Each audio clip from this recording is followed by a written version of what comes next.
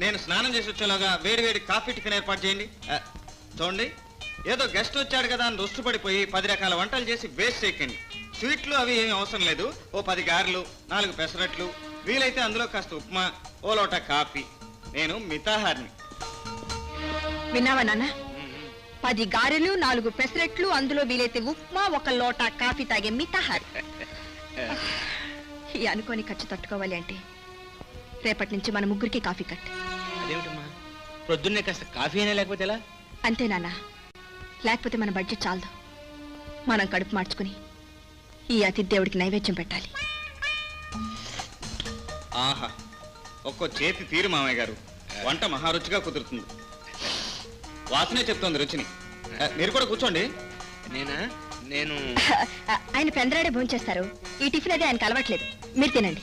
అలాగా అయితే నేను కూడా వాళ్ళ నుంచి పెందరాడే భోంచేస్తాను. ఏమంటారు? అట్లాగే బాబు, అట్లాగే.